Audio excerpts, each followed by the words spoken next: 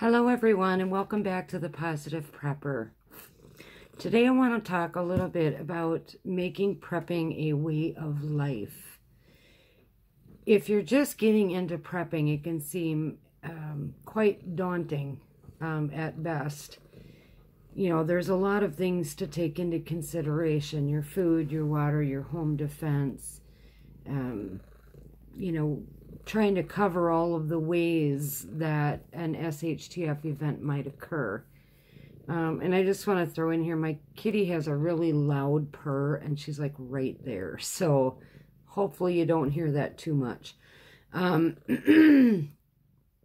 So it can seem really overwhelming and daunting, but as you get more into it, and most of us long-term preppers are aware of this, it just kind of becomes second nature to you.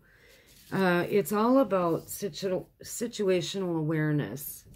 So when you walk out your front door, for example, and you look at your front yard or whatever you have, you look at things like line of sight and cover and concealment.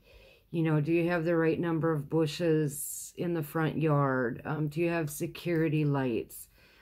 How can you make things better, make your home more defendable, a more safe location?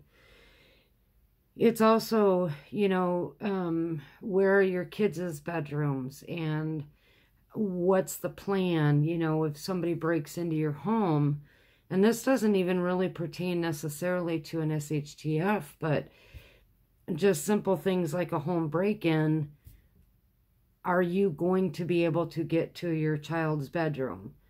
You know, if you're on separate levels, or if the one point of entry, for example, is between you and your child's bedroom.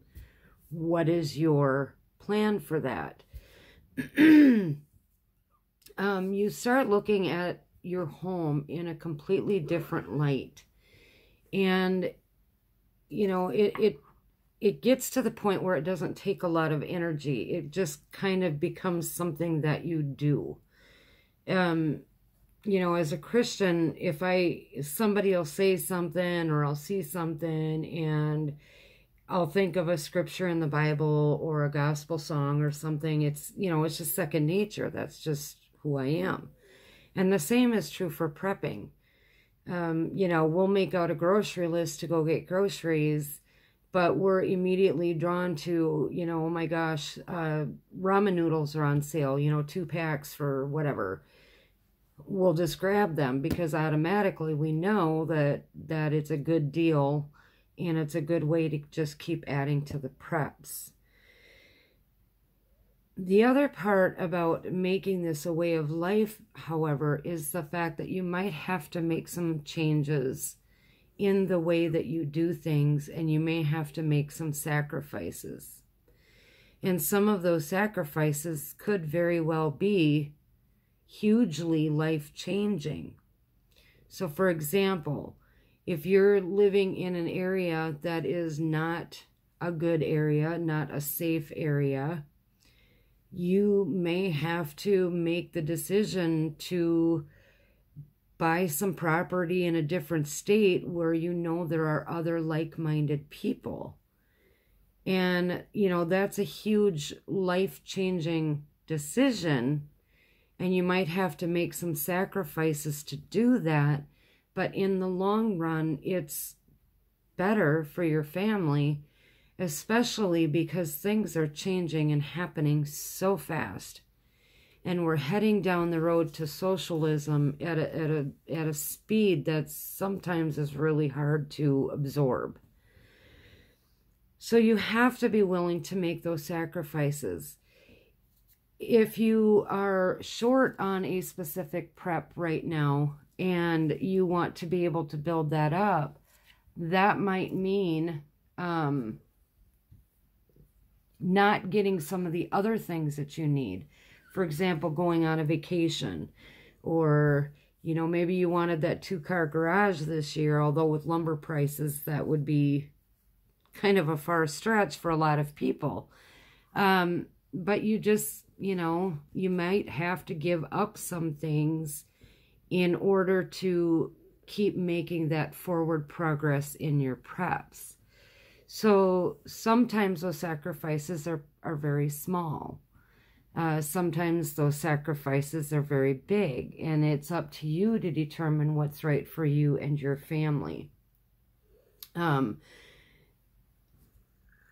You have to be willing to change with what the needs are. So if we know, or if we get some kind of an indication of where the next SHTF is coming from, you might have to change the way that you start doing your preps. If you are low on boomsticks, for example, or freedom seeds, you know, those kinds of things are extremely expensive, as lumber is. So what can you sacrifice in order to get the materials and the resources that you need to survive it? A lot of people don't understand that we are currently in an SHTF environment right now.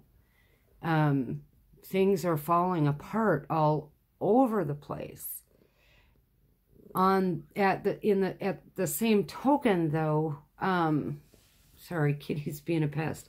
At the same token, though, there is relative calmness, but my husband and I were talking about this last night, and I said it feels like there's, you know how you have like a hurricane in the middle of the ocean, and that hurricane is spinning, spinning, spinning, but around the outside of that, you know, it's relatively calm.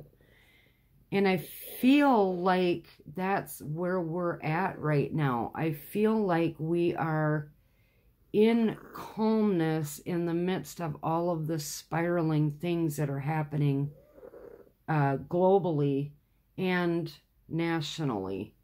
I don't know if that makes sense, but, and so it's important to start making those sacrifices, making those changes, and make prepping just a way of life for you as you do other aspects of your life.